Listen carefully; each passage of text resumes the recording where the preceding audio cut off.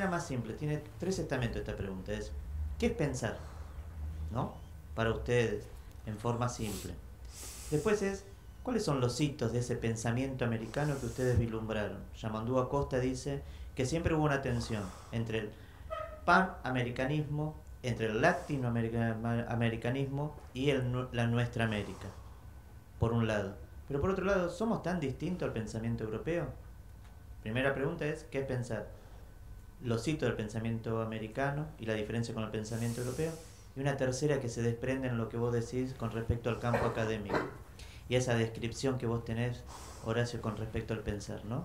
Que es, ¿qué hay en lo popular, en los nadies, en los campesinos, en esto que se dan rasgos de en América, que molesta tanto al campo académico y que no puede atrapar? ¿Qué hay ahí en lo popular? Que hasta en algunos lugares, hasta el presidente Mujica, en el salón de la lógica del imperio, tuvo que decir, ¿no? Como construcción de lo popular, como un partido político, el peronismo, es un sentimiento y no puede ser explicado. ¿Qué hay en lo popular que la academia no puede explicar? Tres preguntas. ¿Qué es pensar? Pensamiento americano, diferencia con el pensamiento europeo, y qué hay en lo popular que la academia no puede atrapar. Bueno, yo diría que hay en la academia elementos que el pensamiento más exigente tampoco puede pensar adecuadamente. La academia es un lugar mortecino, pero con muchas reglas, y las reglas ilusoriamente dan cierta vivacidad a cualquier lugar mortecino, ¿no? El cumplir reglas es salvar obstáculos, llenar formularios, etcétera. En fin, no desdeño eso, alguna vez lo hice, pero por no seguir hacerlo, no estoy en la academia. Pero al mismo tiempo yo no pondría el pensamiento popular sin más, sin ninguna precaución. O sea, pensar es una forma de la precaución, ¿no? Una forma de la cautela. Por lo menos en temas como estos, donde a veces escucho atribuirle a la fuente popular el resumen mismo de todos los conocimientos explícitos o implícitos de la humanidad. Yo no pienso que sea así, ni sé si alguna vez lo fue así. Lo que me parece es que ahora tampoco lo es así por razones más enfáticas, que provienen casi todas de los medios de comunicación, que son grandes aparatos que toman cosas de la academia, cosas de la vida popular, toman un examen puntilloso de la cotidianeidad, todas las grandes tradiciones de la alienación desde el punto de vista del consumo y del festejo de las ceremonias privadas o públicas. Digo alienación en el sentido clásico de la filosofía europea incluso. Las festejan como si fueran formas del pensamiento. Por lo tanto, los medios de comunicación tienen un lado catastrófico.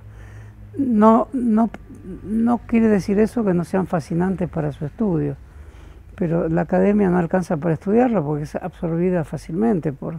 Basta ver en un programa de televisión un licenciado de no sé qué, llamado licenciado en un programa de televisión. De algún modo es ahí donde se revalida. Ahí es donde pasa a ser verdaderamente licenciado, solo que se lo dicen en broma, porque los grandes medios de comunicación creen que ya lo saben todo. O sea, creen que son la fusión del pueblo, la academia y la filosofía. Pero como no se animan a reconocerlo, todavía precisan la fragilidad que proviene de la universidad, que entrega esos pobres títulos, doctor, postdoctor o lo que sea. Entonces, en ese sentido me parece que el pensamiento no es declarable a sí mismo. Yo no puedo decir tengo una teoría, yo no puedo decir tengo un pensamiento. Si lo tengo y creo tenerlo en algún momento, en ese mismo momento se me evapora, se diluye. El pensamiento son fórmulas profundas y autodiluyentes. Eso no quiere decir que no sean... Al decir esto yo los veo muy operativos, los pensamientos. Veo que hay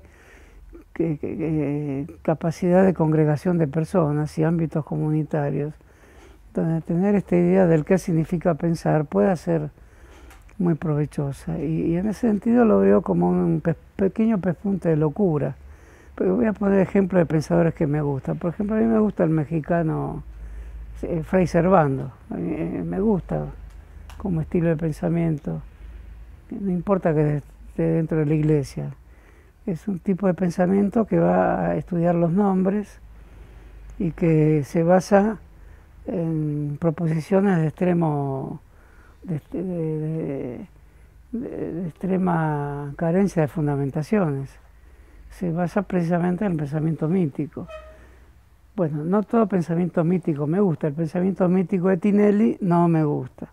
El pensamiento mítico de Fray Servando me gusta. Me parece que es un pensamiento que es el pensamiento del desarraigado. León Rosisner, otro personaje argentino que proviene de un pensamiento milenario, proviene de la Masada, o sea, de un acontecimiento milenario de formación del pueblo de Israel. Y sin embargo era un porteño rezongón. Bueno, eso me interesa, todo eso, y agrego de Fray Servando, que es lo mismo, alguien que piensa México a la luz de un pensamiento milenario que retiene para sí la capacidad fundante. No Europa, sino México funda el cristianismo. Eso no lo dijo nadie en Latinoamérica, por lo menos. El cristianismo se fundó en México.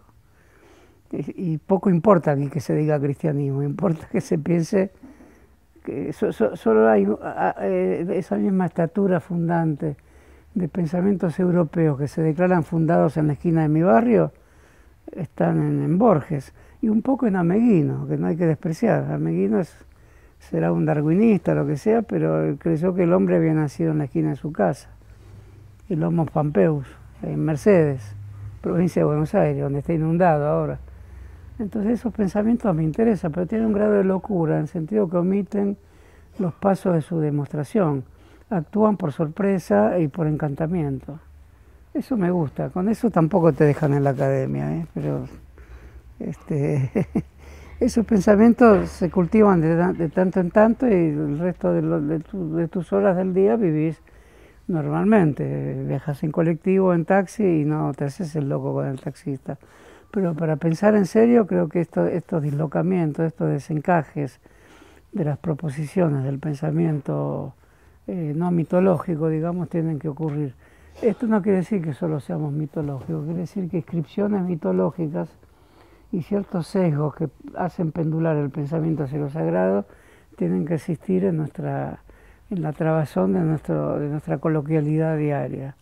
Eso me parece interesante y es un tema del ser, de la existencia cotidiana, que está en cualquier filosofía, sea latinoamericana.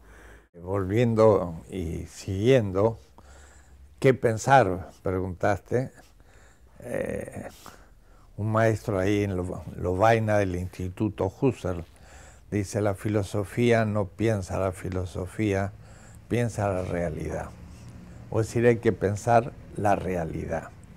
Pero la realidad no desde un punto de vista solo astronómico, científico, sabiendo la luna, el sol, la tierra. La realidad nuestra es el mundo humano. Estamos dentro de un mundo al cual le llenamos de sentido.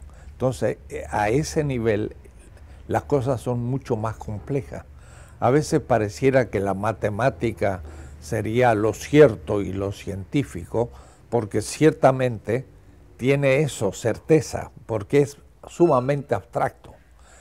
Lo humano supone la convergencia de millones de personas que a su vez tienen un cerebro con miles de millones de neuronas y tiene una complejidad prácticamente infinita.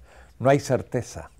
Entonces, pensar la realidad de la historia y el sentido de la existencia humana es sumamente complejo, pero eso es lo que debe pensar la filosofía.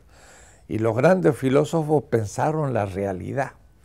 Nezahualcóyotl era un sabio azteca que Tonatiuh le llamaban, como el líder de un pueblo. Se le dice el rey de Texcoco, pero no era un rey, era otra cosa. Pero era no solo un sabio, sino hasta un místico.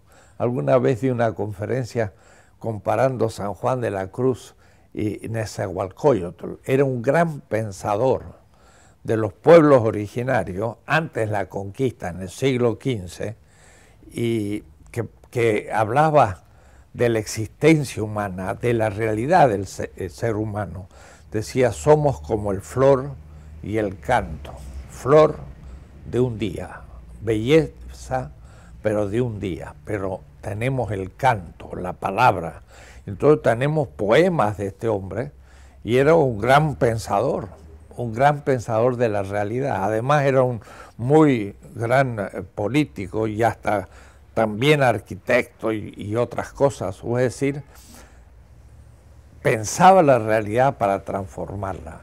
Era ya un filósofo en el sentido pleno de la palabra.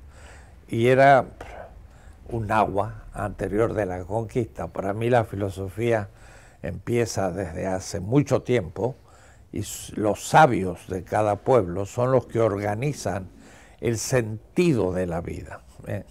Levi-Strauss se pasó años y años en Brasil, entre los Tupinambas, y la verdad ningún brasileño dedicó tanto tiempo a unos indígenas que tenía a la mano y inventó el estructuralismo, considerando solo la producción cultural de un pueblo que prácticamente uno diría que era completamente primitivo, porque no tenía ninguna casa de piedra, ni usaba la metalurgia.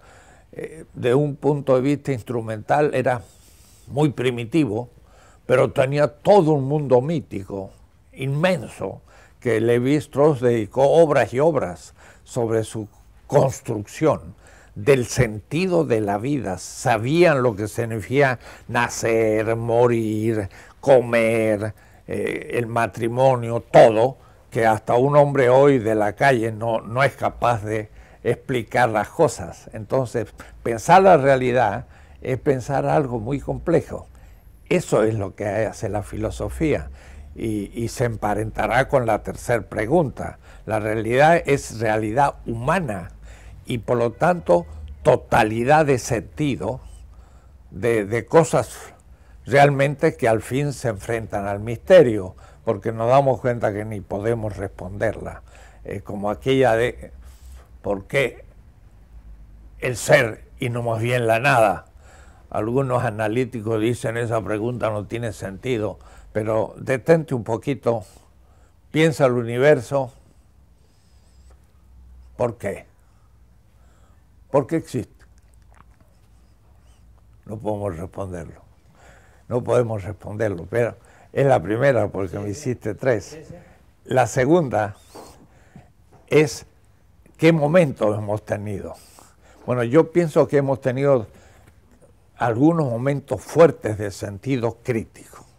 Lo primero, en el hecho mismo de la conquista, mal llamada descubrimiento, cuando la cultura del extremo occidente, el occidente chocó en el Caribe con nosotros, con los pueblos originarios. Allí, en el Caribe, es que comenzó la confrontación quizás de la historia humana más tremenda que se haya pensado. Y por eso los españoles se preguntaron, ¿quiénes son estos? ¿Son humanos? Fue una pregunta filosófica. Y algunos dijeron, sí, son humanos. Dice un cronista, sí, estuvieron en el arca de Noé, pero se han vuelto bestiales por sus costumbres. Es decir, son humanos, pero pueden ser civilizados con nuestra civilización porque la de ellos no cuenta. Entonces, ahí se plantearon las grandes preguntas y un Bartolomé Las Casas, en 1514, en la isla de Cuba, ya hace un diagnóstico sobre el proceso y dice, todo lo que los españoles estamos haciendo aquí en el Caribe es una gran injusticia. Y hay una crítica tremenda al proceso. Es un pensamiento crítico y yo diría más, es ya filosofía de la liberación como la entendemos nosotros. Ahí hay una crítica en 1514, textos largos que yo he dedicado mucho tiempo en comentar, que es decir que antes que Lutero, que va a ser en el 17, antes que el Príncipe de Maquiavelo, que lo va a escribir por 1515, 16, en Florencia, Bartolomé Las Casas presagia la modernidad, el colonialismo y comienza una crítica tremenda. ese personaje hay que pensarlo porque él pensó la realidad, y pensar Bartolomé Las Casas, empezar a descubrir el antidiscurso de la modernidad al comienzo de la modernidad. Esa es una gran etapa. La segunda gran etapa, crítica, es la emancipación. Hay grandes pensadores en Venezuela, en México, Servando de Mier y otros, que realmente tuvieron que repensar todo para justificar la emancipación y justificar el uso de las armas contra España, justificar la ilegalidad de un proceso en donde las leyes de India nos tenían definidas como provincias o colonias y había que refutar todo eso. Eso era un pensamiento crítico completo. Entonces, si leemos con cuidado lo que decían, pues tiene una actualidad enorme y son más críticos que casi todo lo que nos pasa. Camilo Torres fue un cura que se hizo guerrillero, y el otro día fue una hermosa obra de teatro del padre Carlos Mujica. Uno hizo un cura guerrillero. San Martín, cuando tuvo que organizar el ejército contra Chile, que es donde estaban los españoles, dijo: no puedo llevar los cañones de Mendoza hasta Chile porque los tengo que subir a 4000 metros y no hay manera de subir los cañones de esa manera. Hay que fraguarlos en Uspallata y para bajar sobre Chile. ¿Y quién puede hacerlo? Nadie sabía nada de metalurgia. Entonces había un franciscano que se llamaba Fray Luis Beltrán, que le dice: ¿usted hace las campanas? Sí, yo frago las campanas. ¿Y sería capaz de hacer cañones? Pues sí, podría hacerlo. ¿Y con qué metales? Y bueno, vamos a usar las campanas para hacer cañones. Y hizo los cañones en Uspallata, y de ahí bajó San Martín. ¿Quién se le ocurriría? Un cura que hizo armas con campanas de iglesia. Sería un guerrillero terrible, ¿no? Pasó en nuestra independencia y son héroes. Entonces, ese es un momento crítico muy interesante de hacer repensado, pero en serio. Y el tercer momento es el que hemos vivido desde los 60 o aún antes, todas estas dictaduras, todo esto. Este es un momento crítico muy fundamental. Para mí son los tres grandes momentos críticos de nuestra historia, que donde las cosas se ponen a invertir. Y con respecto al problema popular, bueno, es todo el debate. Si algo pensó la filosofía de liberación fue el tema pueblo. Y claro, se nos criticó, y hay un libro mismo de un compañero que me hizo populista, y por lo tanto confuso, impreciso. No, lo que pasa es que la categoría pueblo es una categoría política sumamente compleja y por tal ambigua, pero no puede descartarse porque es fundamental, porque es el actor colectivo de transformación de la historia. Pero diciendo eso, recién empezamos el tema.